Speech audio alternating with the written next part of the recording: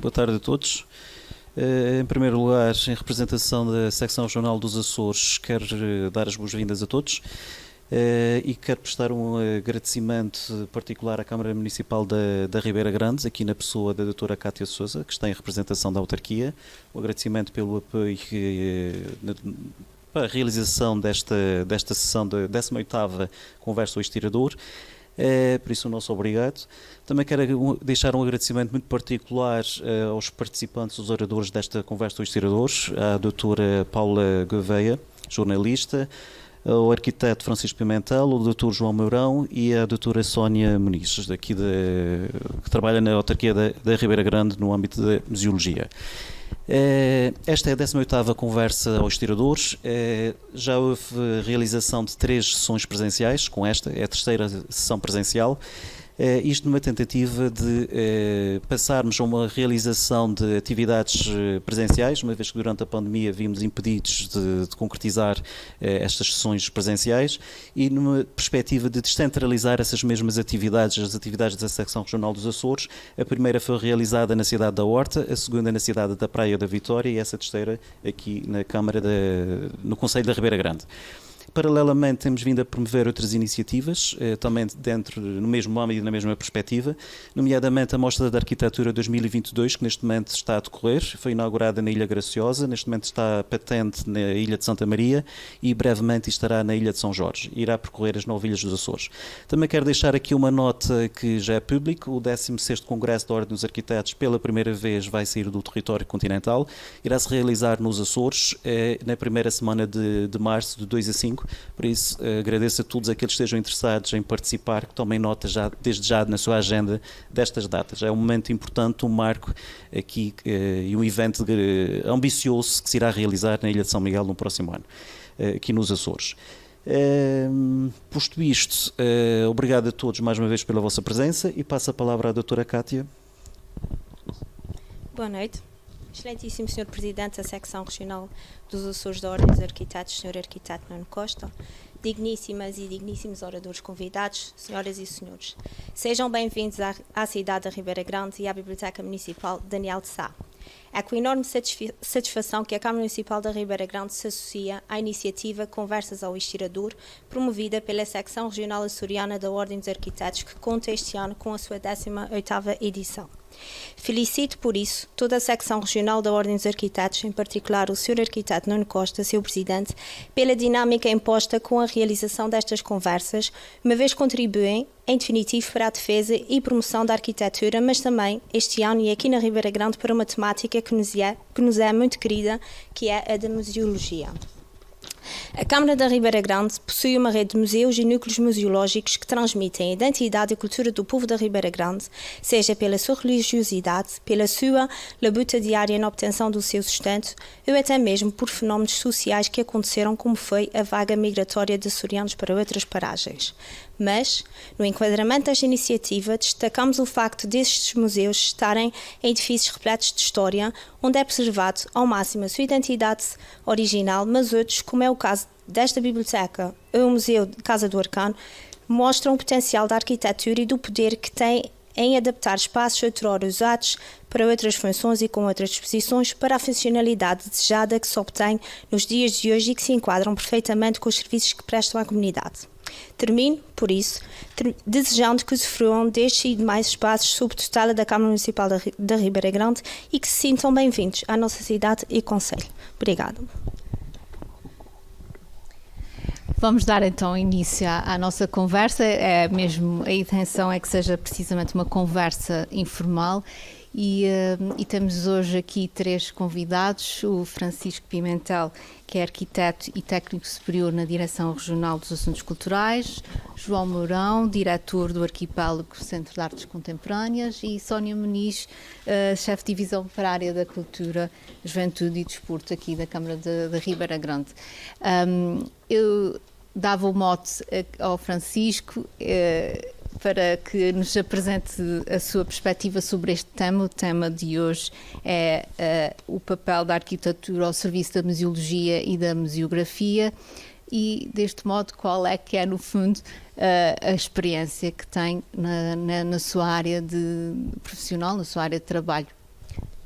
Boa noite a todos.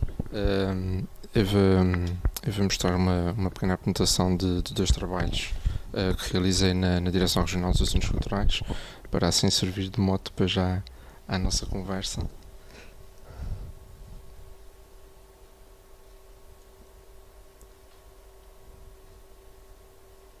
Vou tentar ser o mais breve.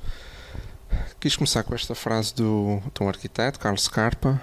A arquitetura do museu não é apenas um lugar que serve para instalar as obras de arte, nem uma máquina para expor. É um instrumento crítico que torna as obras de arte perceptíveis e compreensíveis. Quis trazer esta frase para me lembrar e elucidar um pouco o que é a preocupação. Minha preocupação como arquiteto, sejam exposições ligadas à arte ou não, de que lembrar da importância de relacionar as peças e não ser apenas um trabalho maquinal e prático de arrumar as coisas, digamos. Eu vou começar pela exposição de longa duração dedicada ao escultor Conto da Maia, no Museu Carlos Machado, a qual trabalhei durante 2018 e 2019. Estou aqui para mostrar as três salas. Isto tem aqui as três salas onde ficam esta exposição. 3 salas. A primeira começa com os primeiros trabalhos do Conto da Maia, trabalhos até académicos e os académicos feitos ainda em São Miguel e os primeiros feitos quando ele vai estar para fora. E aqui a preocupação, cada uma dessas 3 salas tem 3 ambientes bastante distintos e, por um lado, aqui foi o tentar dar resposta não só aos constrangimentos das próprias salas. São salas compridas, mas estreitas em largura, com pé direito baixo, e todos os suportes que idealizamos e que pensamos, por um lado, tentar dar uma maior leveza até estes espaços. E por outro lado, todas as peças aqui têm uma escala reduzida até, para além de termos aqui os apontamentos de fotografias e objetos pessoais, ou seja, aqui temos uma introdução, vídeo e obra ao fim e ao cabo do artista, e há algumas opções na altura. Por exemplo, aqui estas vitrines suspensas, a ideia foi mesmo não termos nenhum móvel que encostasse e que ocupasse mais espaço, ou seja, uma das preocupações, respeitar essa preocupação, que por um lado é muito prática, parece muito prosaica do ponto de vista de decisão, mas também coaduna-se com o próprio momento expositivo em si. É o artista que ainda está em construção. Estes plintos revelam a estrutura. Há aqui ou seja, aos lados, aos aspectos práticos a cumprir, mas também tentar dar alguma ligação à linha narrativa, à história que o curador entende implementar aqui na exposição.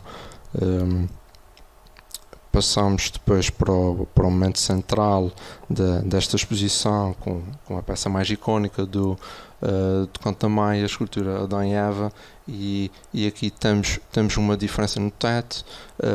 A sala tomou-se mesmo a decisão a partir mesmo do decorador, e já era uma coisa que também, ou seja, houve uma sintonia rápida de vamos dedicar esta sala a esta peça porque ela assim merece, e a temática, a diferença da espacialidade.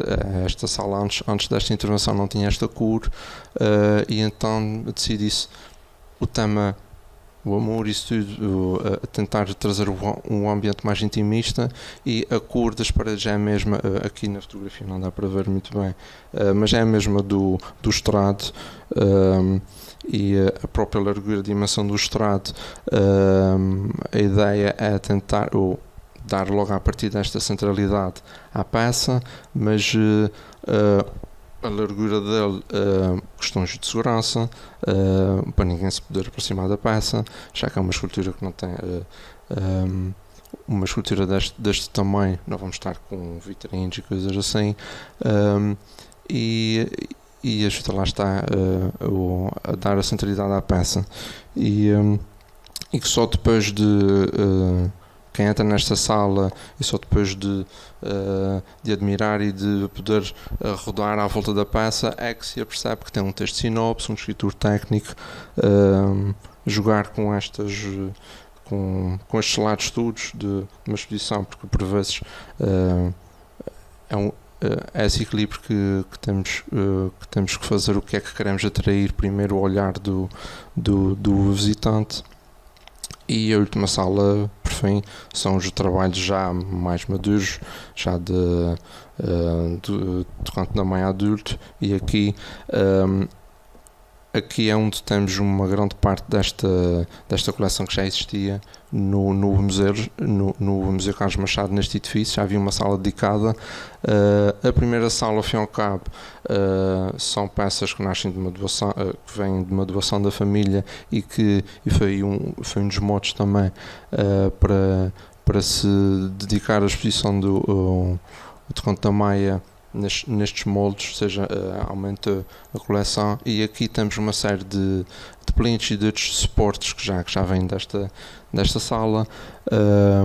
Assumi-se aqui questões de controle orçamental e isso tudo, até estas coisas têm influência no projeto dispositivo, aproveitar o que já existe. E aqui basicamente o que fizemos nesta sala, construímos alguns nichos, só mais um ou dois destes plintos, desses suportes, e aquelas vitrines de parede, e esta sala depois termina com esta peça, um baixo relevo, chama-se Salvarra Dança, e fecha aqui a exposição. A segunda que foi mostrar uma exposição temporária de um ciclo expositivo que iniciou-se este ano, uma iniciativa da Direção Regional dos Assuntos Culturais com a Diocese de Angra, de dinamizar, vou só voltar atrás só para explicar, de dinamizar o património de algumas igrejas menos conhecidas do público a nível regional. Esta é a igreja de São Carlos de Angra do Heroísmo, que curiosamente é um projeto tardio do arquiteto Fernando Távora, já em colaboração com o filho dele, o arquiteto Bernardo Távora. Foi uma surpresa para mim como arquiteto e para a própria curadora desta exposição, que esta informação não é muito pouco conhecida, e na arquitetura o Fernando Távora é um dos grandes vultos. Aqui só para terem ideia da planta do edifício, organiza-se a exposição na entrada da igreja, e depois nas fotografias irão perceber melhor, nas duas naves laterais.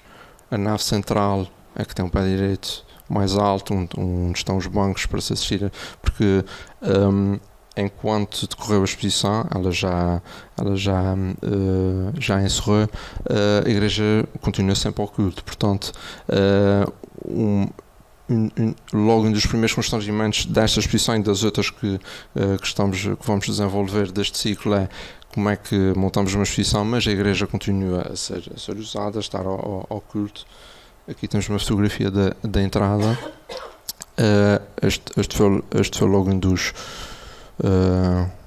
nos eixos, ao fim e ao cabo, programáticos deste ciclo, e o outro foi nós, internamente, a equipa responsável pela concepção destas exposições, e no que toca ao meu lado como projetista, como vamos fazer as exposições em várias ilhas do arquipélago, conceber suportes que possam ser desmontados e remontados nas próximas exposições. E eu vou começar a mostrar fotos e não estar só aqui a falar. Mas já agora que estamos aqui a olhar para esta peça da arte contemporânea, que eu peço desculpa, esqueci da Graça Costa Cabral. Exatamente, estava-me a lembrar do Costa Cabral, obrigado. Também foi um dos modos de fazer, sempre que for possível, nos locais onde essas igrejas estão, esta peça é do arquipélago, não, é do Museu de Angra, peço desculpa. Esta peça é do Museu de Angra, e o fazer-se sempre que possível o diálogo entre peças de arte contemporânea com o espólio destas igrejas. Por isso é que esta exposição abre com esta peça. Aqui temos a nave lateral. A nível temático, passei muito rápido, só para não ficarem às escuras aqui do tema das temáticas desta exposição. O primeiro núcleo é de abertura, o texto de abertura e aquela peça, e depois temos na nave lateral esquerda explicar a gênese desta, isto nem é paróquia, é um corato. Primeiro tinha uma ermida, e depois é que se construiu pós-sismo de 80 esta igreja. E então neste primeiro núcleo, digamos assim, traça-se esta história inicial do corato e com as peças mais antigas, e no segundo núcleo depois é já toda a história, a gênese do projeto, ou seja, desde o projeto até à construção. Aqui conseguimos ver os espaços. Aquilo está ali no teto, vai falar mais à frente que tem mais fotos. Aqui podem ver todos os suportes são feitos com o mesmo material. Para dar resposta ao como conseguiríamos ter aqui um sistema em que esta foi a primeira exposição, deu mais trabalho do que as outras, porque foi que tivemos que inaugurar este modelo destes suportes expositivos, que todas estas exposições, as que conseguirmos aproveitar este mobiliário, aproveitamos. Onde for necessário construir novo mobiliário, será feito, mas a ideia é ele ser tudo reaproveitado, e é sempre feito com o mesmo material. São painéis MDF, até as próprias, só voltar aqui atrás, estes pequenos apontamentos das datas desta cronologia. Aqui, ver se isto aparece noutra foto. Já me estava a esquecer que tinha aqui estas fotografias da montagem.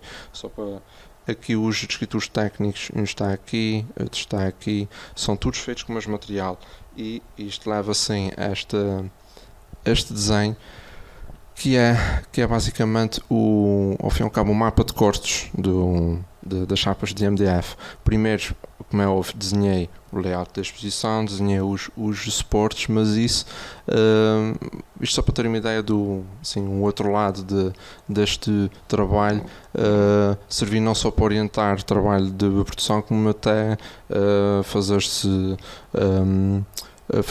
estimativas de custo, esse tipo de coisas, e ver efetivamente que material é que iríamos adquirir e consumir. Este é um exemplo de um desenho técnico de um destes suportes expositivos. Aqui há algumas imagens da montagem, só para terem ideia. Francisco, se me permites fazer uma pergunta. Sim. Qual é que é a diferença? Já mostrou aqui no Museu Carlos Machado no fundo a montagem a museografia daqueles espaços. Aqui, qual é a diferença na concepção da exposição? Como é que se pensa? Como é que se pensa? Enquanto que a exposição do Conta Maia pensa-se a longo prazo, pensa-se, por mais que nós façamos esse diálogo, esse tipo de diálogo que começa nos próprios museus, mas também com os técnicos que ajudamos a montar as exposições de longa duração também podem irem sofrendo alterações, atualizações, mas aqui a ótica é quanto mais tempo isto pode durar, seja um ciclo de vida dos materiais que nós escolhemos, isso tudo, e também isso pesa em termos de decisões de materiais a escolher, mas já também pesa também questões de conservação e de segurança das peças. Claro que numa temporária também nós temos isso em conta, mas com o tempo há mais custo. Aqui essencialmente é essa diferença do pensar a longo prazo e a curto prazo. E como é que é feito o diálogo entre o curador e o arquiteto, digamos assim? A ideia normalmente parte do curador e o arquiteto, ou há aqui uma partilha de responsabilidades, digamos? Idealmente, pronto, cada parceria, cada curador com quem trabalho, curador, museólogo, há diferentes personalidades, diferentes visões, mas sim, eu do meu lado tento fazer sempre que seja um trabalho colaborativo, mas o início parte sempre do curador. Ele é que define o que é que vai ser a exposição, quais são as peças a integrar, ele é que traça, ele é que faz o argumento, digamos assim, a narrativa. E depois e isso acho que agora explica um bocadinho melhor eu ter escolhido aquela frase, que eu estava a tentar me lembrar dos conceitos e ver se me embrulhei um bocadinho. É se lembrar de nós apreender, nós estarmos ao serviço dessa linha narrativa, que às vezes, mediante o tema da exposição, se é uma exposição mais historiográfica, por exemplo, esta aqui e também de Conta Maia são mais cronológicas, em termos do o que é contado segue uma narrativa cronológica, mas mesmo que não seja deste modo, o arquiteto está ao serviço desta visão do curador, e ele acaba por a gente depois vai desenvolver disto. Numa primeira fase está, mas eu tenho a obrigação de apreender essa narrativa e também torná-la minha e ver como é que eu posso transmiti-la visualmente, ao fim e ao cabo. Porque uma exposição ao fim de contas é um meio de comunicação, uma forma de comunicação, que é feita com os objetos, acabam por estar no centro. Há exposições que podem ser multimédia e não terem nenhum objeto, mas museografia clássica dos museus, como os museus têm coleções, pesquisam essas coleções e as apresentam ao público, portanto o objeto está sempre no centro e o resto complementa e dá contexto a esses objetos. E de que modo é que a arquitetura já existente, pré-existente, condiciona também todo o trabalho que se vai desenvolver? Há desde logo as condicionantes espaciais, temos mais ou menos espaço, e isso também informa várias vezes aconteceu-me receber algum guião, programa, e eu começar a ver, não vai caber tudo. Ter que dizer isso ao curador, juro que não vai caber tudo, tenta-se fazer o exercício de conseguir arrumar tudo, mas não, nem que seja para provar ao curador que, olha, não consigo arrumar tudo, E às vezes já me aconteceu, e penso que na do Conta Maia aconteceu na primeira sala. A primeira sala tinha ainda mais objetos. Isso é o outro lado da discussão. Há curadores que isto hoje em dia já não, na minha ótica não faz sentido. Há décadas que não faz sentido as coleções estarem todas à mostra, mas ainda há a tendência de tentar mostrar tudo. Claro que para um curador, para quem é responsável por uma coleção, quer mostrar tudo. Mas respondi só uma parte da... Desculpa só. Nisto estás a falar desse mostrar tudo ou não mostrar tudo, e o que é que mostramos ou não mostramos, e essa seleção que é feita para cada uma das exposições, ou essas narrativas que são criadas.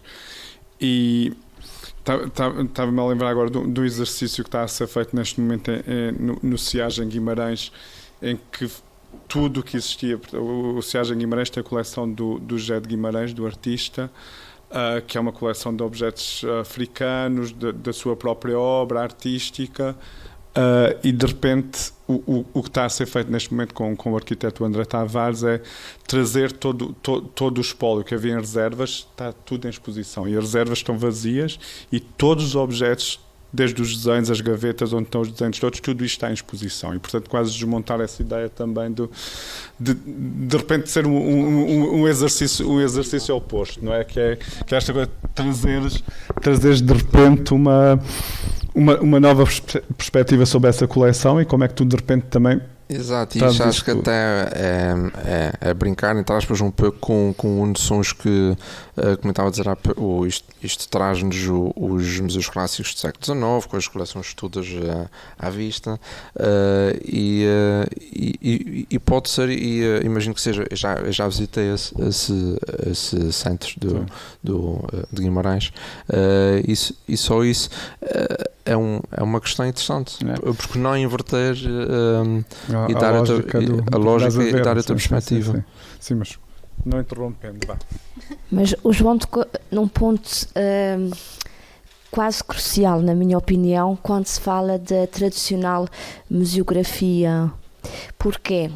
Porque o que a maior parte dos livros ensinam, e a arte contemporânea vem desfazer isso tudo e deixar o museólogo mais tradicional completamente fora de si. Eu tenho tido essa experiência, e tem que haver alguma abertura, porque quando se traz coleções enormes para espaços pequenos, costuma-se dizer que é o caos, e fazer as pessoas pensarem. Portanto, vocês tocaram aqui em pontos que eu não queria tocar, porque eu não domino essas áreas, mas que me fazem pensar muito, porque nós, Câmara Municipal da Ribeira Grande, temos núcleos museológicos e construímos exposições, não temos curadores, os nossos técnicos e quem nos procura são os curadores dessas exposições. O que nos impõe, na minha opinião, um enorme nível de responsabilidade. Não quer dizer que a gente não o possa aceitar, porque nós aquilo que fazemos temos que aceitar, mas lança-nos grandes desafios. Desafios a nível de reservas, né? É sempre um drama até nos nossos próprios, né? Alguns dos serviços externos, nem sempre vão-se melhorando as condições, mas coleções, doações e tudo mais que vai sempre crescendo nos museus é sempre um drama. O que fazer com tudo. Sim.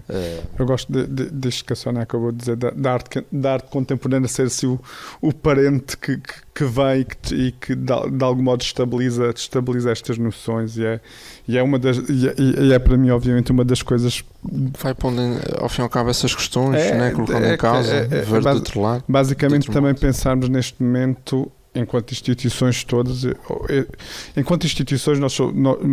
basicamente nós somos protocolos sociais, e as instituições existem porque as pessoas existem, e as pessoas fazem delas também o que quiserem de alguma forma. Não temos de tirar-nos de uma vez por todas também deste pedestal que as instituições é que sabem o que é que têm que dizer e como é que dizem. Obviamente que tem uma parte técnica, que é óbvio, uma parte de conservação que obviamente temos de salvaguardar. As instituições são responsáveis, obviamente, por essas coleções, mas ao mesmo tempo temos que pensar como é que os públicos neste momento também querem ter acesso a essas coleções. E a maneira de ver hoje é diferente da maneira de ver há 20 anos atrás, ou há 10 anos atrás, ou até há 5 anos atrás.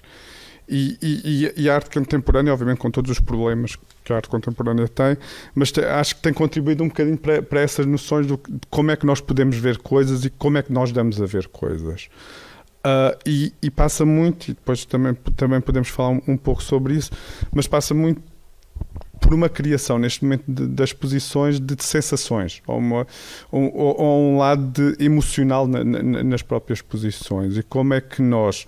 Também, é claro que é muito diferente trabalhar com artistas vivos e trabalhar nisso com os artistas e trabalhar nisso com mais até... Agora falta-se mostrar. Há aqui um Manto que teve um contributo do Arquipélago que já tentam tornar-se um artista vivo, não é?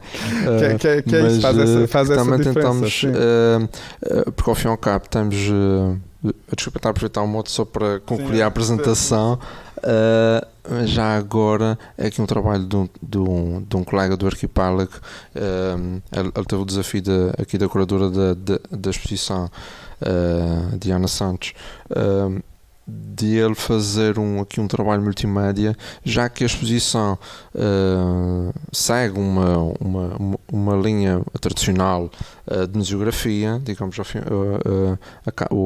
disposição e a apresentação das peças é deste modo, e aqui a peça da Garça Costa Cabral mais este momento multimédia. Isto era uma projeção, um filme que o Marco criou de raiz,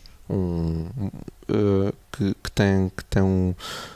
tem imagem e som. A imagem é trabalho original dele, o som era um trecho musical dos PMDS, e isto aqui percebem melhor. Está a projetar de lado do fundo para cá, e isto, por um lado, esta intenção da curadora Diana Santos também de quebrar com este lado mais da museografia mais tradicional, e por outro lado também nós temos aqui um pé direito enorme, e isto apetece fazer qualquer coisa aqui. Também assumir isto. E isto era em vez de ser uma projeção numa tela, ao fim e ao cabo, a tela está aqui recortada, desconstruída, e vai preenchendo. Se a voltar um pouco atrás aqui na planta, vocês veem aqui as linhas da projeção. Estes tracinhos são aqueles pedaços de tule, e preenche, ao fim e ao cabo. E é engraçado que acho que encaixa muito bem com o tema da projeção. O nome disto era o... não, peço desculpa que já não me recordo. Se o Marco estivesse aqui, ele lembrava. O nome da peça não sei. Mas ele inspira-se muito no universo, coisas cósmicas e isso, e é engraçado porque parece que que cria o mesmo gesto de Big Bang. Eu lembro de lhe referir o Big Bang, é como se ele estivesse a espartilhar, a explodir a projeção. E já agora vou concluir. Não sei, íamos continuar a questão. Eu vou concluir aqui a apresentação. Pronto, o outro lado, como tinha dito, é o da gênese do projeto, e temos aqui aqui traçar a história aqui é uma peça original de uma das plantas. O resto, que não se conseguiu peças originais, mas neste filme mostra toda a pesquisa que a curadora conseguiu fazer junto da Fundação Marques da Silva, que tem um espólio do arquiteto Fernando Távora. Lá está. Como é que nós não conseguimos trazer para cá, não temos espaço para mostrar, à exceção ali de alguns esquiços que pontuam aqui os painéis. Conseguimos fazer um filme, colaboração também do Arquipélago, de uma colega uma equipa do Arquipélago, não sei se o Marco também, e com a narração da Bárbara. E depois o final daqui da exposição isto foi um desafio, aqui foi um desafio mesmo da Procuradora em relação a uma peça específica que está dentro desta caixa. Ela quis fechar, já que isto, toda a história a gênese desta igreja, vindo da ermida e culminando nesta igreja, foi tudo fruto de iniciativa popular. E ela quis terminar aqui com uma peça que mostra uma paisagem aqui desta zona, e nesta peça há um pequeno objeto, um registro devocional. Eu não sou muito versado em arte sacra, portanto é uma pecinha que tem um menino Jesus lá dentro, e que agora o uso, isto é de barro, juro que isto não se usava ao pescoço, mas eu não sei explicar qual era o local, o tipo de suporte que isto tinha, mas está a acertar o nome, é registro devocional. E este é um objeto aliás, tem esta foto aqui, podem ver o tamanho. Este é o nosso técnico de conservação e restauro, que dê apoio aqui na montagem da exposição, e aqui na colocação desta peça, que tem aquela base, uma peça muito, muito pequena. E eu só queria dizer que o público pode intervir à vontade e interpelar os intervenientes. Estes tipos de registros, normalmente... Muito obrigado, professor Igor França. Pousam-se almofadas. Pousam-se almofadas, mas Não são de parede, porque há registros de parede. Ok. Mas estes são de pousar almofadas. E em cima de cômodos ou era isso que eu ia perguntar. Mas eram objetos, ou seja, o nome que empregaste, é isso mesmo? Sim, lembrei-me do nome, porque assim a minha colega Diana, curadora, ensina-me. Mas o que eu já não me lembrava, e acho que eu não fiz essa pergunta a ela, e ainda bem que o arquiteto Igor está aqui para esclarecer isto, era o uso destas peças. Então, tinha um uso doméstico, estava a falar em cômodos, mas também em espaço... Os que eu conheço são todos domésticos, não conheço nenhum em arquivos e Ok. Daí a escala também deles. ou dentro do oratório, na base do oratório. Ok. Nunca vi nenhum em parede, e acho que a sua morfologia até dificulta um bocado, porque normalmente são arredondados. Exato. Eu não sei se tem aqui mais... isto é o do suporte, mas o desafio que a curadora lançou-me foi: eu quero que o suporte desta peça seja algo que esteja dissimulado, escondido, e ela já tinha referido algo que tenha a foto a vista de São Carlos, que é onde fica esta igreja, e que o visitante espreite lá para dentro. E foi um gozo enorme. Gostei imenso de desenhar esta peça. Aqui tem pena que não, mas aqui conseguem perceber mais ou menos. E em vez de ser só criar um painel, uma coisa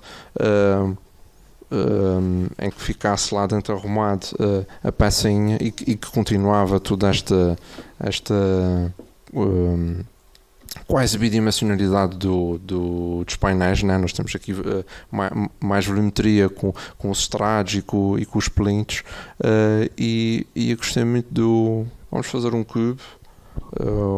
O visitante espreita por um buraquinho. Temos uma iluminação, foi outro desafio também, conseguir a iluminação que nós queríamos.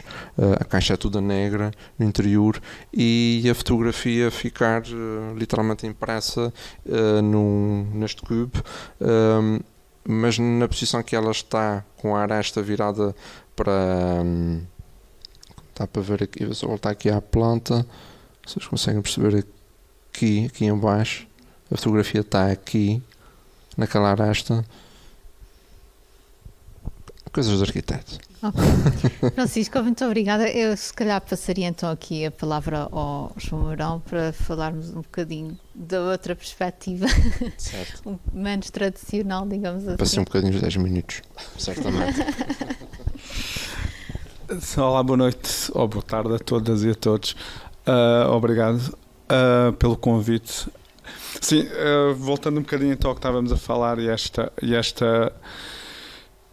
e este trazer da arte contemporânea também ao pensamento sobre museografia, museologia. Eu vejo mais as coisas quase como desenho de exposição, e penso sempre em desenho de exposição, e nesta, enquanto curador, trabalhando com artistas, quando trazemos a arquitetura, trazemos-la como desenho de exposição, mas como pensamento logo de início também. E o que estava a dizer, ou que o Francisco estava a dizer há bocado, quando é que entra estavas a perguntar quando é que entra o curador, quando é que entra o arquiteto.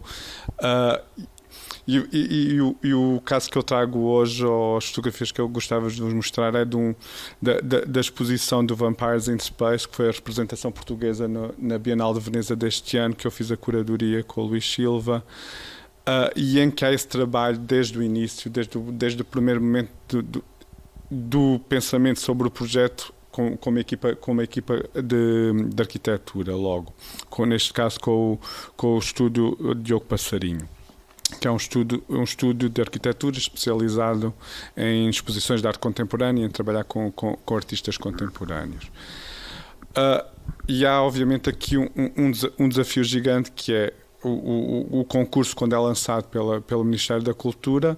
Há um pavilhão já pré-estabelecido, há um espaço pré-estabelecido em Veneza, que é um palácio, um típico palácio veneziano, que está cheio obviamente de ornamentos por todo lado, com tecido às paredes, onde é impossível pendurar as coisas, portanto, como é que tu vais fazer uma exposição que vai ter milhares de visitantes, como as exposições de arte em Veneza têm durante a Bienal, e como é que tu lidas com um espaço deste tipo? E como é que tu mostras as obras que queres mostrar num espaço como este? E tudo isto, obviamente, já a própria concepção das obras é pensada para este espaço também.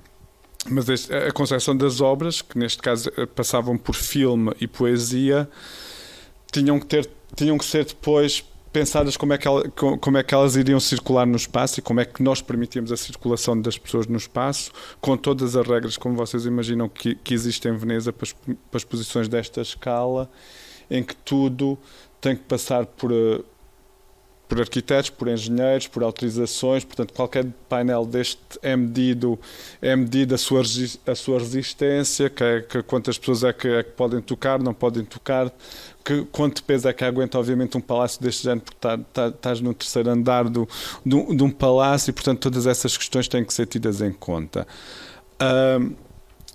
E, de algum modo, aqui o que era interessante também nós pensarmos era o projeto era um projeto específico sobre vampiros no espaço, e isto é uma ideia um bocado louca, mas é basicamente uma ideia de tentarmos perceber, numa tentativa desta ideia de um outro planeta habitável, pensarmos que a figura do vampiro seria a figura perfeita para fazer esta viagem, porque são viagens de anos e anos e anos, não sabe quanto tempo é que se demoraria a chegar a esse planeta e onde é que esse planeta está, e portanto os vampiros, como têm uma existência eterna, seriam as personagens perfeitas para fazer esta viagem.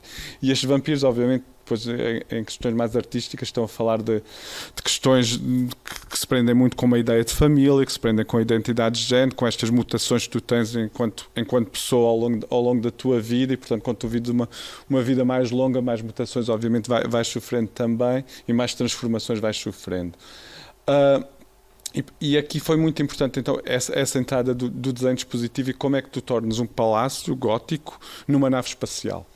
Que era o que nos interessava, era ter uma ideia de uma nave espacial, até porque o nome ativa automaticamente essa ideia de espaço, portanto, e essa ideia de espaço era importante que o pavilhão a passasse automaticamente quando tu entravas. E, portanto, quando tu chegavas à entrada da exposição, tinhas estes painéis que eram basicamente umas janelas. Estes painéis são todos almofadados e são feitos quase numa coisa mais de linóleo, mas são almofadados por dentro, e começas a ter essas texturas que tu ligas automaticamente aos filmes de ficção científica e às naves espaciais.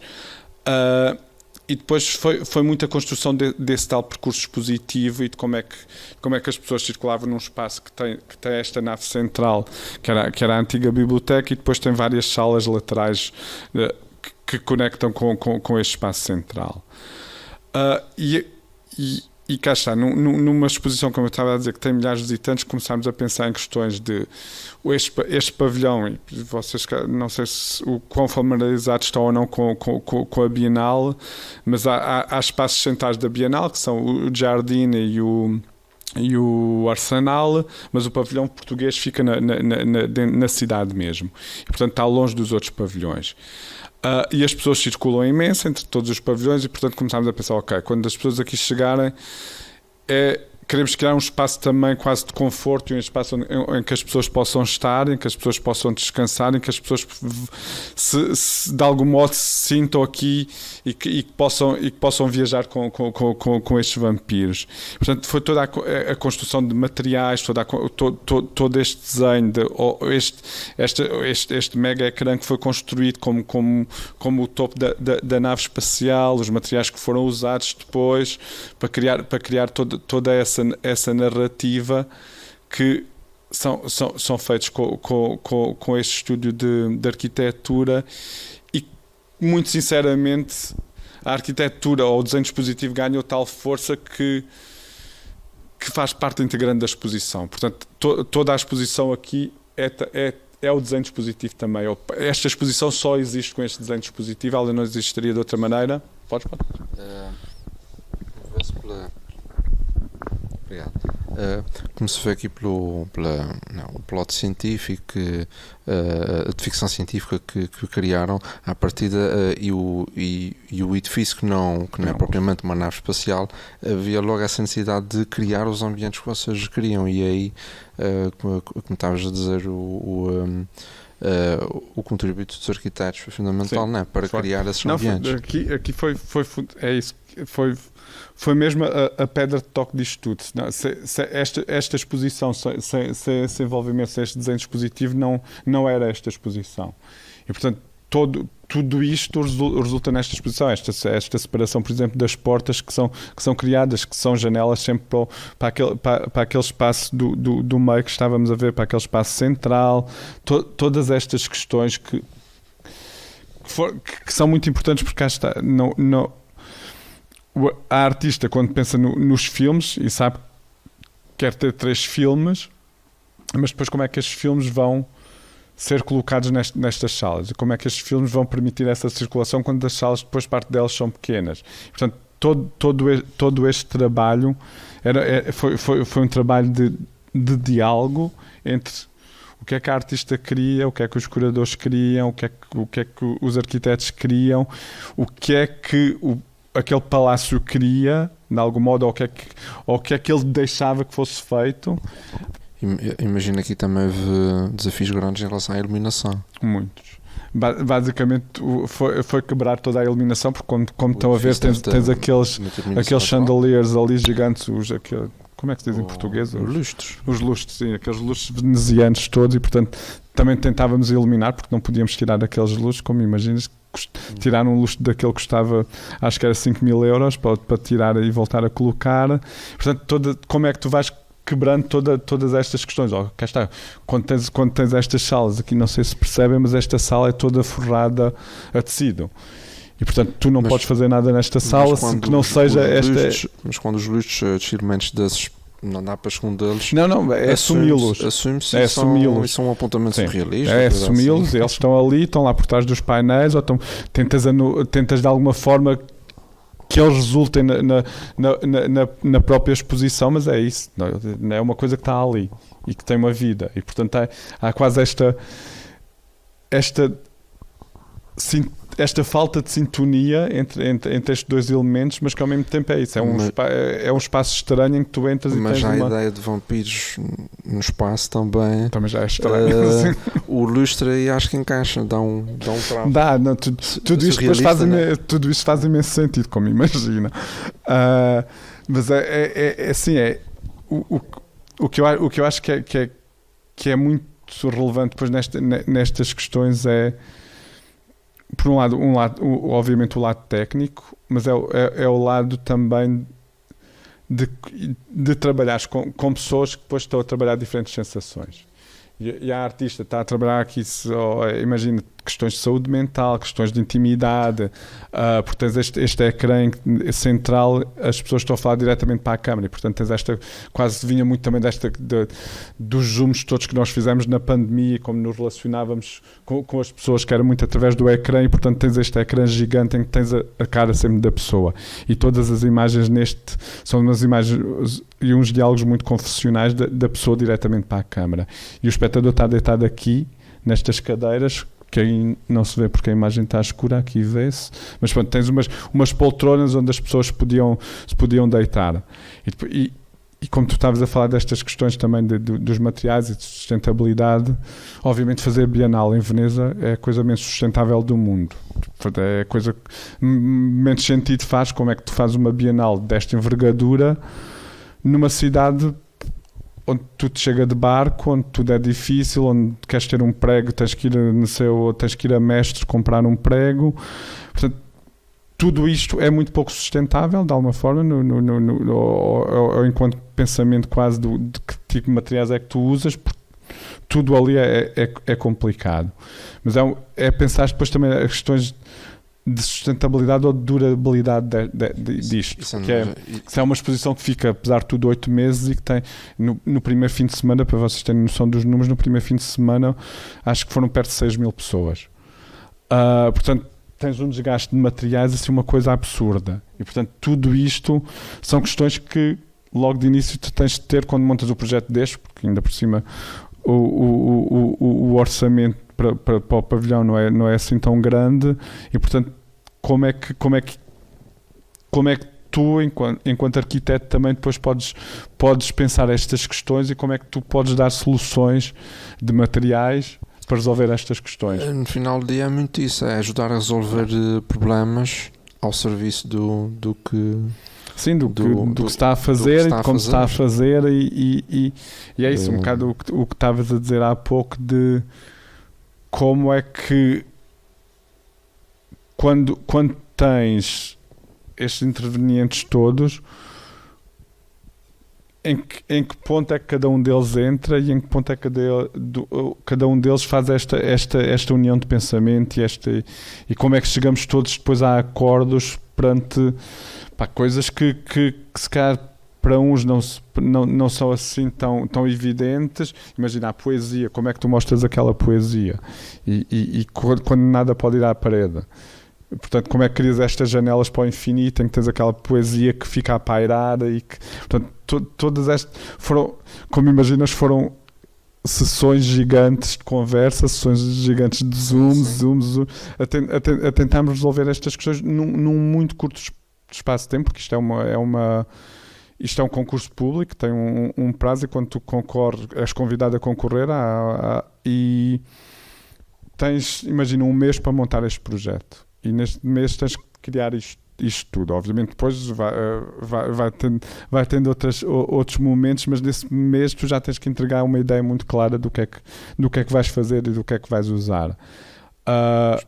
Sem nunca sequer teres ido ao pavilhão, sem nunca sequer, porque aquilo foi feito, o concurso foi feito em agosto, e é a primeira vez que este espaço estava a ser usado para pavilhão nacional. Mas tem pelo menos fotografias dos tens umas fotografias e umas plantas, sim, mas não tens a sensação de ter entrado naquele espaço. Exato. Que é uma coisa completamente diferente. Dá um mínimo. Sim. Mas por isso acho que estas questões, para mim neste momento também, enquanto curador ou enquanto diretor do arquipélago, estas questões de criar sensações nas exposições, ou de criar um ambiente envolvendo nessas exposições, estas questões de sustentabilidade são muito importantes. E há uma exposição, por exemplo, neste momento no arquipélago, nas caves do arquipélago, que lida muito com isso também, que é basicamente o desafio que lançámos à artista foi usar só materiais que existiam já nos nossos armazéns. E portanto todo o material que ela usa para as suas peças, imagina, de plintos, de caixas, é tudo material que já existia, tudo material que estava já subaproveitado nas nossas instalações e que iria para o lixo. E, portanto, fazer uma exposição com esses materiais também, deixando, por exemplo, que a Bolor tome conta daqueles materiais todos, porque está numas caves que são úmidas. E como é que tu, enquanto instituição também, como é que tu, enquanto responsável por uma instituição, lidas também com estas coisas, e como é que tu usas este espaço ou não, que se calhar, obviamente num museu que tem uma coleção que está ao seu cuidado, não podes fazer, obviamente, porque tu és o cuidador daquela, és o responsável daquela coleção e não o podes fazer. Mas quando tens a artista a entrar neste jogo e que te permite fazer aquilo às peças dela, aí sim consegues criar estas novas narrativas também sobre museografia, sobre museologia e ir por aí em frente. Está, a arte contemporânea dá aqui uma ajudinha, mas que isso depois é muito interessante para os outros exercícios mais, ou seja, tratar os temas mais clássicos também, portanto tentar desconstruir modos de fazer ou de interpretar. Sim. Muito bem, eu passaria aqui então a palavra à Sónia.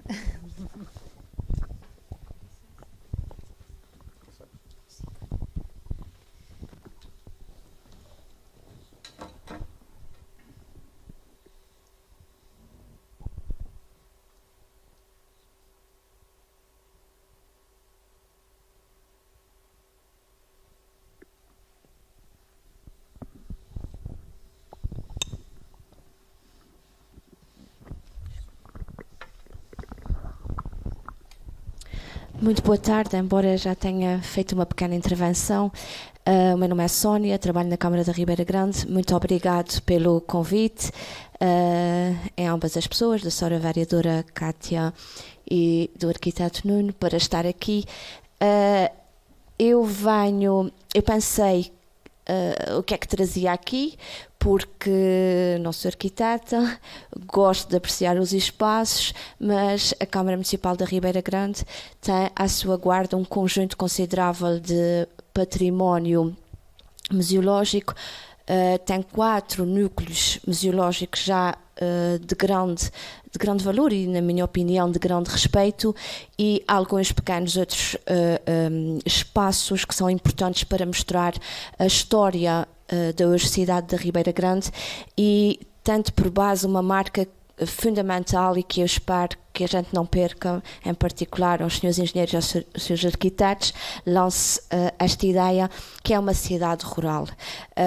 Pode não ser às vezes devidamente apreciado, mas para quem visita e para quem vem conhecer a nossa história, as marcas de ruralidade estão bem espelhadas em várias partes da cidade, e eu acredito profundamente que de futuro isso fará a grande diferença na cidade da Ribeira Grande. Depois dizer-vos que, com muita humildade e na forma como nós trabalhamos, nós temos a maior parte dos nossos técnicos que trabalham nos museus não são formados exatamente nessa área, mas têm uma preocupação enorme, quer na salvaguarda do património, quer como é que nós apresentamos e cuidamos desse património para as gerações futuras. Isto é um ponto. O outro ponto é que, quando é necessário tomar decisões grandes na gestão desses espaços, nós recorremos à nossa equipa de arquitetos da Câmara Municipal, quer aqui da minha colega Sónia Matos, e muito também da arquiteta Catarina Vieira, que nos dá e que nós consultamos com muita frequência para não falharmos, para apresentarmos estes espaços de uma maneira mais correta, de haver aqui também uma relação de entendimento entre os espaços e aquilo que nós queremos expor. Eu gostava de deixar esta mensagem antes de iniciar a minha apresentação para vincar que há uma preocupação quando nós trazemos os espaços museológicos. Eu acredito também que o futuro prende-se muito com a criação de equipas multidisciplinares. Porquê? Porque nós sozinhos não sabemos nada, o curador quer lá pôr tudo dentro, o seu arquiteto diz que não, o historiador diz que aquilo não está correto. Portanto, acho que os projetos futuros têm que passar por aí. E nós todos temos que trabalhar aqui esse trabalho de equipa, essa humildade, essa vontade de conhecer, e nestas discussões que têm que ser cada vez mais saudáveis, nós conseguirmos aqui desenvolver grandes projetos. Eu tenho aqui um mapa da Ilha de São Miguel com o concelho. Nós aqui, no contexto de ilha, somos o maior concelho, voltado voltado a norte, com um mar muito especial. Nós atualmente temos defendido muito a questão da Ribeira Grande como a capital do surf por causa dessa abertura ao mar diferente, porque é só descer qualquer rua em direção ao mar e ele tem estado agitado, assustador, mas muito, muito bonito. O nosso concelho está dividido em três áreas distintas. A central é onde nós vamos ter aqui a cidade, né, o núcleo urbano, constituído por 5 freguesias, e onde nós temos os mais importantes núcleos museológicos que eu vou passar a explicar, mas não queria dar uma nota aqui em relação ao Museu do Tabaco que nós temos na Maia e que não tenho a certeza disto que eu vou dizer, mas do contacto que tenho tido com especialistas, se calhar o único museu que na Europa está a trabalhar a temática do tabaco. Cá estão os nossos 4 núcleos museológicos, os mais importantes. Portanto, o mais antigo, e eu já passo... Nós colocamos aqui este mapa porque em 10 minutos de caminhada nós atingimos cada um deles, e eles estão em espaços muito diferentes. E o nosso Museu Municipal é a antiga Casa da Cultura, onde nasce toda esta hoje divisão de cultura da Câmara da Ribeira Grande. O segundo núcleo é o Museu de Imigração Açoriana, a Casa do Arcano, mais recentemente o Museu Vivo do Franciscanismo, e dada a riqueza deste património rural, vão surgindo, rural e cultural, vão surgindo outros pequenos núcleos que são importantes salvaguardar, são importantes cuidar. Como é a questão do Moinho de Val, ele é um de vários que podem vir aqui a surgir, está ligada à Vala da Condessa, que é uma vala de água, uma levada artificial que é construída no século XVI e que permitiu que a Ribeira Grande se tornasse no maior centro da indústria moageira da ilha de São Miguel. A Torre Cineira, porque projeta uma imagem extraordinária, não sei se estou a dizer isso correto, uma imagem aérea extraordinária da cidade, da maior planície da ilha de São Miguel, que está localizada no concelho da Ribeira Grande, onde inclusive chegou a existir o primeiro aeroporto desta ilha. A Casa do Município, porque era importante recuperar algum património ligado à história do município. E, mais recentemente, o pequeno núcleo museológico da Casa das Cavalhadas. Portanto, eu não me quero alongar muito, vou passar algumas imagens. Tenho que usar deste momento para dizer que fiquei encantada, porque com este encontro, num espaço como a Biblioteca Daniel de Sá, é um espaço extraordinário do ponto de vista da arquitetura e do seu uso, o uso do espaço. Tenho quase a certeza que a imagem do cartaz é o Museu Municipal da Ribeira Grande, e achei muito interessante e tive com este pensamento estes dias sobre isto. Portanto, aqui é dizer que é um solar que foi adaptado do século XVIII. Aqui não tivemos um papel ativo dos arquitetos, mas tivemos, sim senhor, quando decidimos colocar aquelas letras em relevo. Tivemos, não se consegue ver bem aqui, mas tínhamos um problema bastante grande com a identificação desses espaços. Quando as pessoas estão a passar de carro, não conseguem perceber o que é, e então foi criada uma sinalética que fica perpendicular ao edifício, em que nós temos não só museu em português e inglês, mas depois o M de museu na base dessa sinalética, e trabalho importante e feito com os nossos arquitetos. Este é, se calhar, o espaço museológico da Câmara da Ribeira Grande que precisa de uma intervenção. Tem um património riquíssimo, e pronto, tem aqui um trabalho muito grande a fazer-se, porque esta é a referência da comunidade ribeira-grandense com o museu. Quando há uma doação, quando se fala em algo a salvaguardar, o comum cidadão recorre ao museu municipal, porque tem associado esta ideia de casa da cultura, onde se guarda aquilo que não deve ser perdido. Nós temos 14 coleções, é uma casa adaptada, é um solar adaptado, nós temos 14 coleções, trouxe aqui só algumas ideias simples, por exemplo, quando nós colocamos uma farmácia em exposição, é uma farmácia. Portanto, não há aqui muito que se possa fazer, porque o objetivo é mostrar o que era uma farmácia antiga. Quando se tem uma cozinha tradicional, onde já lá está o forno, tá, poderemos, sim senhor, criar alguma inovação, mas neste caso concreto deste espaço museológico, pretendemos efetivamente mostrar aquilo, a realidade das coisas no passado, vamos falar assim. E chama a vossa atenção, porque nós temos a nossa responsabilidade, a salvaguarda do primeiro presépio movimentado que se conhece nos Açores, que é o presépio movimentado do prior Evaristo Carreiro Gouveia, e deixo aqui a nota de que este espaço, no dia 25 de dezembro, abre portas, porque era tradição, na altura em que o Sr. Padre dá início a este projeto, de abrir o centro paroquial ou algo, ao espaço com um nome semelhante, a partir de 1915, para mostrar este projeto fantástico feito com jovens da Ribeira Grande naquele tempo.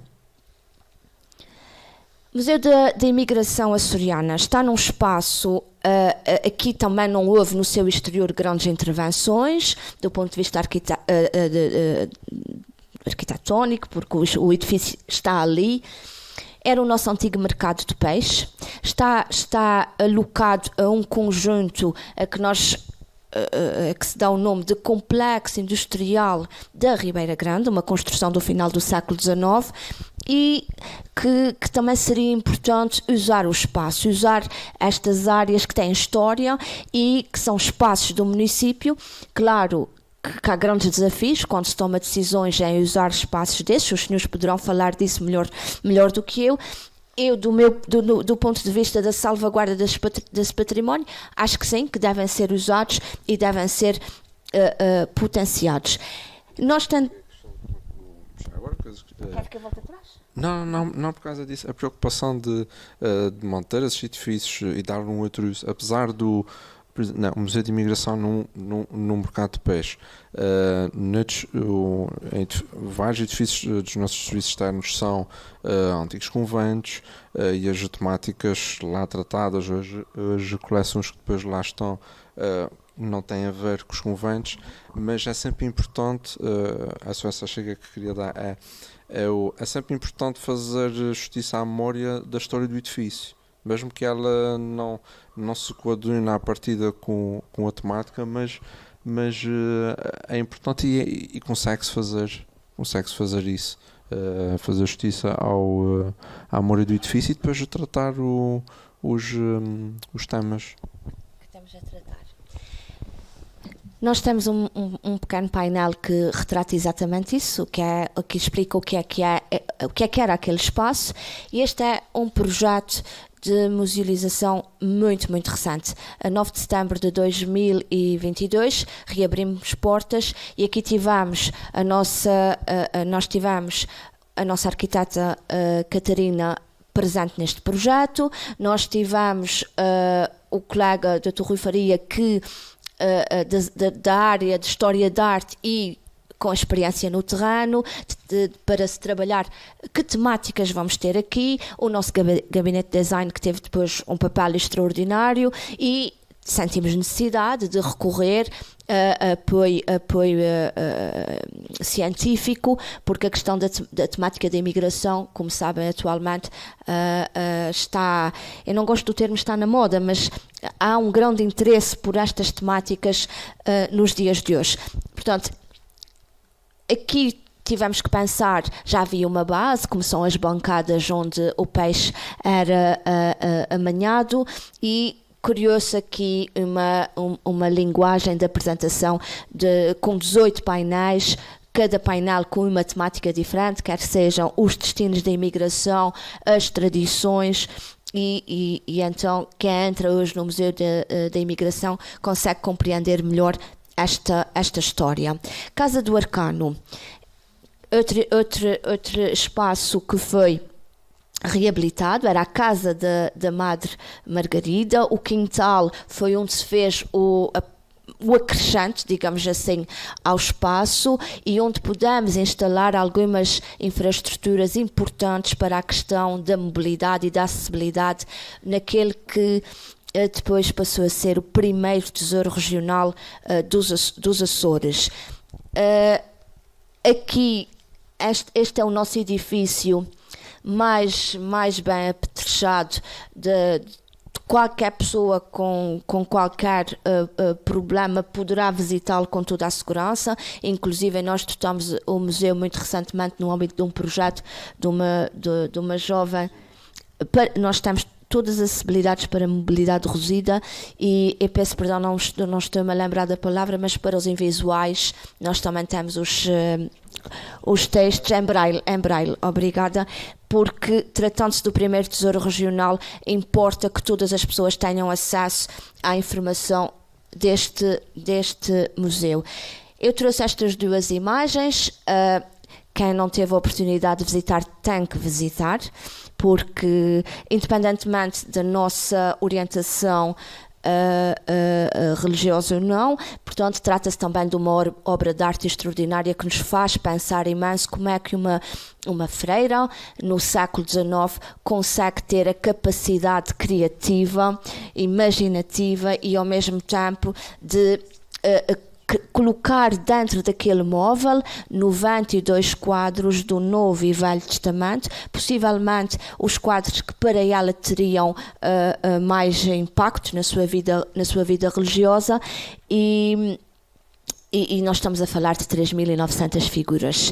Portanto, é um espaço que digno de se ver, com todas as condições, com uma sala pequena de exposições temporárias, mas que o museu e as técnicas do museu têm trabalhado para aproximar a comunidade deste museu. Por último, das 4 grandes núcleos museológicos, nós temos o Museu Vivo do Franciscanismo. Cá está, Francisco é o aproveitar de um antigo convento e tentar trazê-lo de volta à comunidade, porque o convento aqui uma temática religiosa que vai de encontro àquilo que era a sua função inicial. Poderia ter outra função, neste caso este convento era franciscano. Nós temos a sua atual função perfeitamente adaptada àquilo que foi a sua história. Todavia, não reflete só a história da Ribeira Grande, mas sim uma contextualização da ação franciscana no contexto arquipelágico. Neste projeto, e eu acho que cometi aqui uma pequena falha, porque quando se está a falar na questão da importância do projeto de arquitetura nos espaços museológicos, aqui nós temos umas estruturas muito grandes, quem conhece sabe, que barram um bocadinho a imagem geral, em particular da nave central deste espaço. Eu não fiz a visita presencial, mas já fiz a virtual. Sim, nós temos para todos os espaços museológicos, nós temos visitas virtuais em que as pessoas podem aceder e compreender, através da página da Câmara, compreender o que é que eu estou aqui a dizer, e nós estamos a considerar, e já falamos com o arquiteto que esteve envolvido neste projeto, de uma necessidade e de um feedback que a comunidade também nos transmite, que acham que acaba por ser uma pena. Nós temos umas vitrines enormes, inclusive podemos entrar por estas vitrines e ver as imagens dos santos de vestir que lá estão, mas de uma forma geral o que nos dizem é que o museu tem uma temática importante para a região, não só para a Ribeira Grande, mas que o projeto da arquitetura podia ter sido melhorado, podia ser outro, e nós estamos a trabalhar nesse sentido. Como os senhores sabem, existem prazos legais, mas há uma abertura muito grande do próprio arquiteto, que hoje também reconhece, porque isto depois era uma questão que eu ia-vos fazer. Muitas vezes nós montamos os projetos, mas depois, quando eles estão em plano de desenvolvimento, nós sentimos que Quando construímos uma casa, quando acabamos de construir a casa, está na altura de... quando acabamos de construir a casa devíamos fazê-la de novo. Pronto, é mais ou menos isso. Mas não é muito diferente, por isso... Obrigada. Mas as posições acabam por não ser muito diferente e é sempre importante fazer esta autocrítica a cada projeto, o que é que correu melhor, o que é que não ocorreu melhor, para depois no próximo fazer melhor. Pois claro. E por último, nós temos aqui a Casa das Cavalhadas, é um espaço pequeno. Na minha opinião e do visitante, para a dimensão do espaço, foi um projeto bem conseguido, porque trata-se quase efetivamente de um corredor, e aqui prevalece muito a projeção dos elementos que constituem a cavalhada. Eu não tenho aqui, não tinha uma boa fotografia. Portanto, na fachada deste edifício nós temos uma vitrine onde temos um cavalo estilizado e o cavaleiro rei, e depois podemos fazer todo um corredor em que de um lado nós temos toda a informação escrita e do outro lado portanto, a cavalhada é muito constituída pela beleza do seu cavaleiro e do cavalo, e a beleza do cavaleiro está na sua roupa, mas essencialmente na decoração do seu chapéu, e através de uma simples galeria conseguimos aqui ter, em minha opinião, para o propósito desta grande tradição das cavalhadas de São Pedro, muito dignamente e bem aproveitado, um bom projeto. Temos aqui então a Casa das Cavalhadas, e termino aqui esta breve apresentação sobre os museus da Ribeira Grande. O objetivo essencialmente era apresentá-los e dar alguma nota daquilo que, na nossa opinião, são projetos que estão mais bem conseguidos e outros nem tanto. Eu não sei se alguém do público quer fazer alguma pergunta nos intervenientes, no âmbito da conversa que estamos a ter aqui, alguma dúvida, alguma provocação. Eu não queria fazer pergunta nenhuma, mas gostava de comentar. Deixava a Sónia acabar primeiro a sua Eu já acabei, Ela professor. já acabou. Não. Obrigado. Gostava de cumprimentar todos os participantes, meus amigos, pelo trabalho que têm feito em prol da nossa região, e também a Ordem, embora seja parte interessada, mas na pessoa do seu presidente, o arquiteto Nuno Costa, por estas iniciativas que têm sido muito interessantes também. Em relação eu achei muito curioso uma questão que colocaram aqui, que foi quando é que entra, penso que foi a senhora jornalista, não é? Quando é que entra o arquiteto, quando é que entra o curador? Isso é uma questão muito interessante, porque na base de tudo tem que estar o projeto científico, ou seja, o projeto museológico. Só depois é que entra a museografia. Mas às vezes entram quase ao mesmo tempo. Por exemplo, eu sou arquiteto, tenho formação em museologia. No caso do Museu da Lagoa, fiz tudo praticamente. Era uma equipa muito pequenina e, portanto, a entrada foi quase em simultâneo, evidentemente que partindo de uma base de investigação, que é essa que depois permite construir a narrativa expositiva. O Francisco utilizou uma expressão muito interessante que é atual e está muito correta neste contexto, que é a exposição de longa duração. Porque hoje em dia não há exposições permanentes. E esta questão da exposição de longa duração leva-nos à questão das reservas. O que é recomendado para os museus históricos é que as reservas tenham cerca de 60% do seu espólio em reserva. Os outros 40% estão nas exposições temporárias e nas exposições de longa duração, precisamente porque as reservas podem vir alimentando essas exposições de longa duração de forma a refrescá-las e a permitir que o interesse do público se mantenha ativo. Já não é possível dizer, não vou lá porque já havia essa exposição. As exposições são renovadas e, portanto, há sempre um interesse novo em renová-las. Uma das abordagens interessantes que se fez relativamente há poucos anos nesta questão das reservas foi a do Museu do Quai Branly, em Paris. Nós visitamos o museu, visitamos as exposições e depois entramos na zona das reservas, que é toda envidraçada, porque as reservas historicamente eram acessíveis para investigadores e convidados especiais, mas no Museu do Coimbra ali nós podemos fazer uma visita às reservas, evidentemente estamos separados por placas de vidro, mas podemos ver como é que elas funcionam, inclusivamente vemos as pessoas que estão a trabalhar nelas, que é uma abordagem muito, muito interessante. E basicamente era isso que eu queria dizer. Fico muito contente com esta informação que a Sónia nos deu a todos, sobre a intervenção que vão fazer no Museu do Franciscanismo, porque era um desgosto grande que eu tinha. Uma das grandes preocupações dos arquitetos é que dos museólogos é que muitas vezes a arquitetura intervém demasiadamente condicionando a exposição. Superpondo-se quase. Exato. E muitas vezes o edifício é uma imposição, mas neste caso, nesta exposição que vai ser reformulada, e bem, em boa hora vão fazê-lo, é o contrário. A exposição é esmagadora e impede a leitura da arquitetura.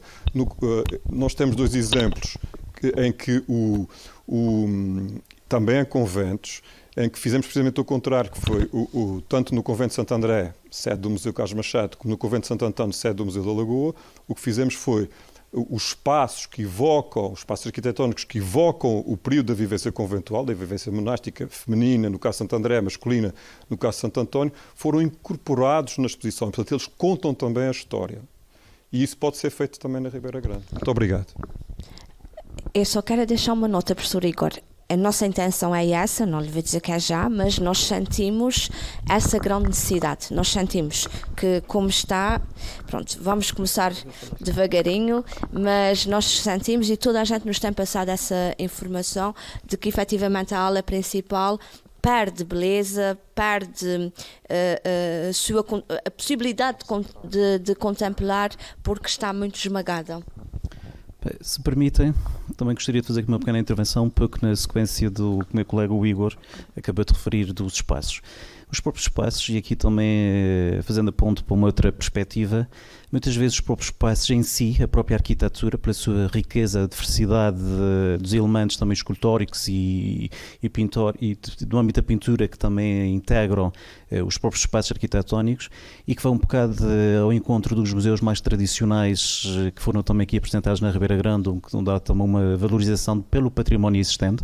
Muitas vezes os próprios espaços em si também valem por si só como um objeto museológico e no seu todo valem como um museu.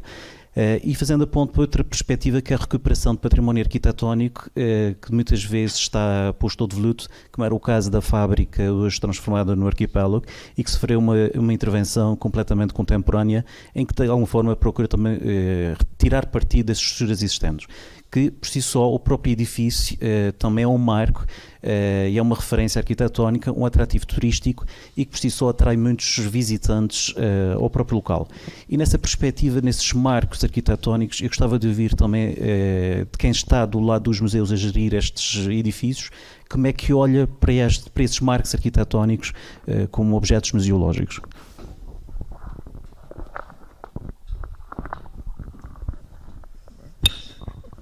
Cruzamento de microfones. Se eu pudesse, sendo muito sincero, muitas vezes com um peso. Assim, com todo o respeito e obviamente pensando que aquela obra é exemplar numa data de questões do pensamento sobre o que é que pode ser um centro de artes, sinto que muitas vezes é isso que prevalece só e esquece os conteúdos destes sítios. E isto não tem a ver só com o programa, tem a ver quase como um pensamento político sobre estas questões. Porque, obviamente, estes edifícios são criados com um propósito, e facilmente esse propósito fica de lado e não tem condições de trabalho depois para fazer o tal programa que deveria ser feito nestes edifícios. Isto, obviamente, não tem nada a ver com os arquitetos, tem a ver com este enquadramento político que é dado a estes sítios. Por outro lado, aqui, especificamente com o arquipélago, que eu acho que, sinceramente, é o museu mais bonito que temos em Portugal da arte contemporânea, obviamente que há problemas naquele edifício, como há problemas... Como estávamos a falar sempre, há sempre coisas que ficam mal resolvidas, como um bar que que existe num sítio completamente que não faz sentido nenhum, como uma oficina que fica próximo das salas de exposições e que se ouve o barulho quando estás nas exposições, ouves o barulho do trabalho nas carpintarias. Há obviamente problemas nisso, e acho que esses problemas depois têm que ser, cá está, temos que aprender com eles, e quando se faz um novo projeto, depois pensar o que é que está mal resolvido nestes projetos já acontece. Obviamente que essas marcas arquitetónicas são super relevantes e super importantes enquanto marca para uma cidade, enquanto marca para uma região. O caso de Bilbao é um exemplo disso também, não é? Mas depois caímos também muito. Houve esse pensamento de Bilbao e esse uso de Bilbao como um caso depois paradigmático, e chegámos à conclusão também que esses edifícios muitas vezes, ou estas instituições muitas vezes, matam tudo o que tens à tua volta. Eu estou a falar da parte cultural, não, porque obviamente floresce o turismo, obviamente floresce se calhar a hotelaria, a restauração, mas a nível cultural são máquinas que absorvem depois todo o orçamento que uma região tem para meter na cultura, e portanto todas as outras pequenas instituições em Bilbao desapareceram. E teve que se fazer novamente um movimento ao contrário para que essas instituições voltassem depois a florescer, e foi quase um movimento de cidadãos também que depois que as vem trazer novamente.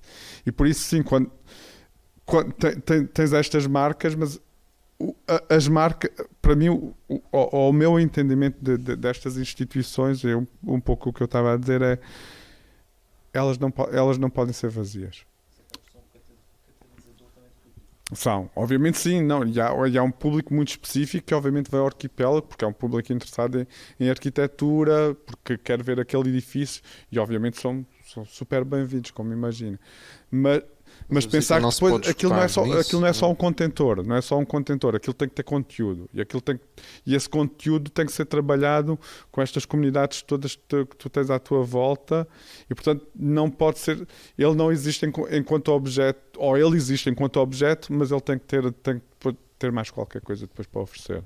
Felizmente não acontece no arquipélago como aconteceu no Museu Nacional dos Coches. Acho que é em dos casos em que o edifício sobrepôs-se em demasia ao seu conteúdo. E aí, numa visita que lá fiz, no âmbito de uma formação, até tivemos a oportunidade de questionar alguns técnicos de lá como é que foi a relação aqui da equipa do museu com os projetistas, e eles disseram que desde a diretora do Museu Nacional dos Coches e a sua equipa fizeram-se a lista de exigências e de pontos que queriam que ficassem resolvidos, mas foram sim, questões técnicas e mesmo da própria exposição. E da própria exposição. Os coches ficaram completamente esmagados quando eles têm aquela bola. Sim. E foi Sim, depois está. Olha, não sabia. Mas agora mas sim, foi um por causa problema grande porque desse edifício ou dessa relação, estava a pensar também por exemplo, no edifício novo novo, já não é assim tão novo, do MAT em Lisboa, que se tornou essa obra icónica também, onde toda a gente vai tirar umas fotografias muita gente vai à varanda e não se entra. Eu lembro no jantar da abertura daquilo, estava a arquiteta, a Amanda Levine, não é? Como é que Amanda Levine, inglesa, a fazer o discurso da inauguração, e dela ter dito uma coisa incrível, que foi: quando me encomendaram este projeto, ninguém me soube dizer o que é que isto ia ser.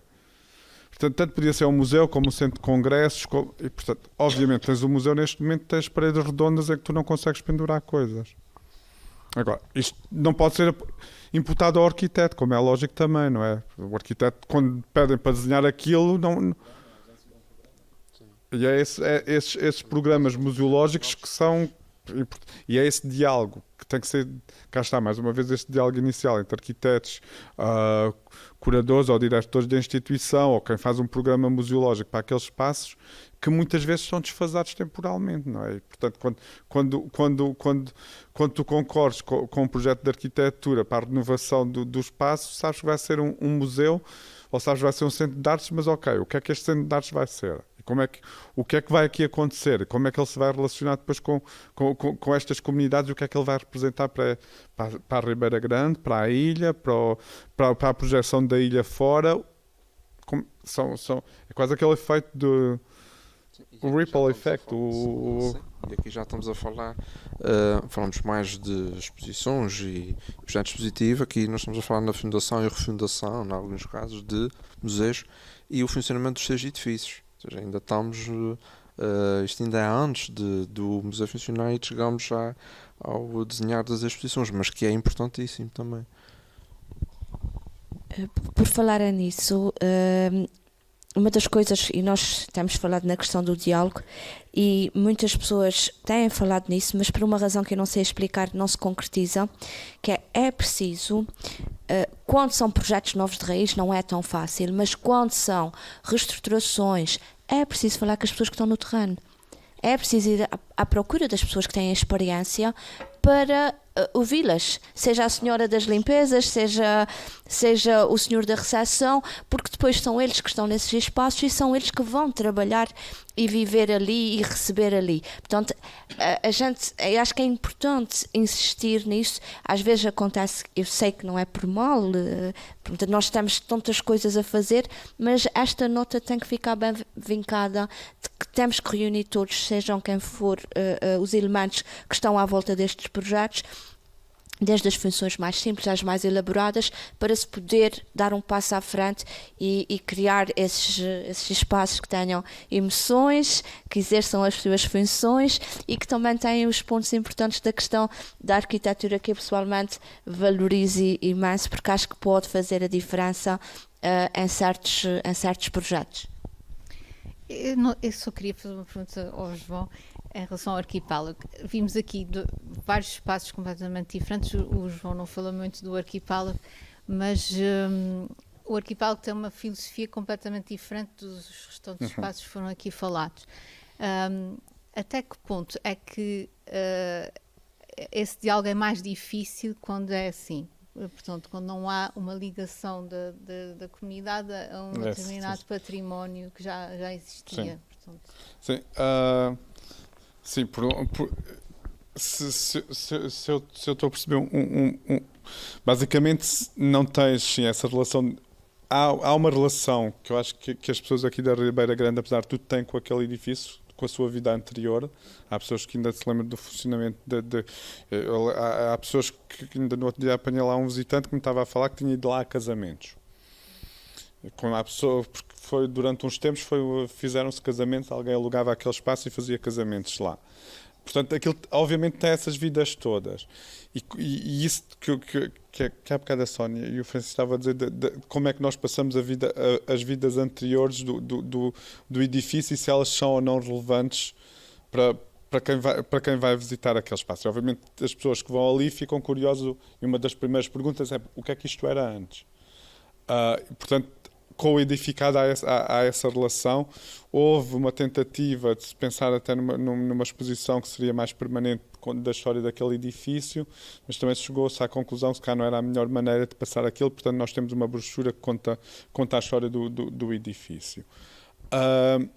Agora sim, em relação à temática em si do arquipélago, sim, aquilo é, eu falo muitas vezes, eu digo muitas vezes às pessoas aqui que aquilo é quase um OVNI aqui na Ribeira Grande, ou foi um OVNI durante muitos anos. Acho que finalmente está a deixar de ser esse OVNI e acho que finalmente as pessoas estão a perceber aos poucos, porque é um trabalho que demora bastante também, a perceber o que é que se pode fazer e o que é que o centro de artes pode ser.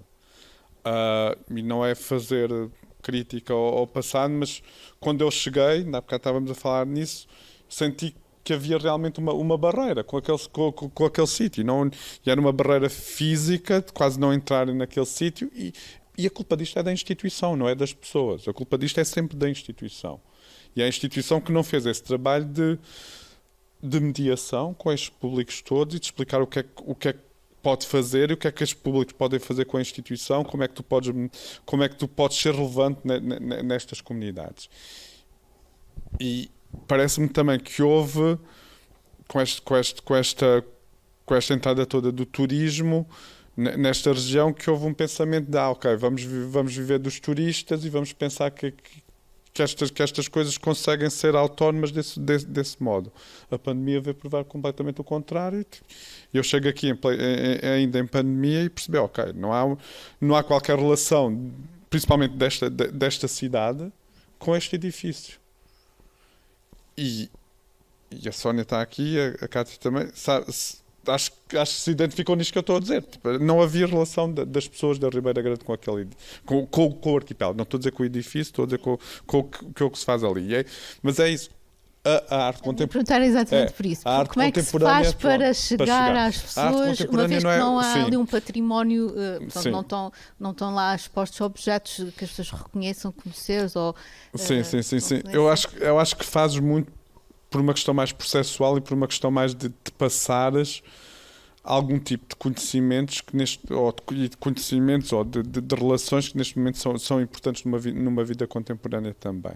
E pensares que não tens nesta região a universidade a lecionar nada nas artes, se pensares que tens cá a única escola, a Anter de Quental, com um curso de artes. Portanto, é muito esse papel quase de seres também esse espaço em que dás ferramentas às pessoas para conseguirem ler arte contemporânea daqui a uns tempos e para a criação destes públicos críticos que tu queres ter em relação ao que é mostrado também nestes locais.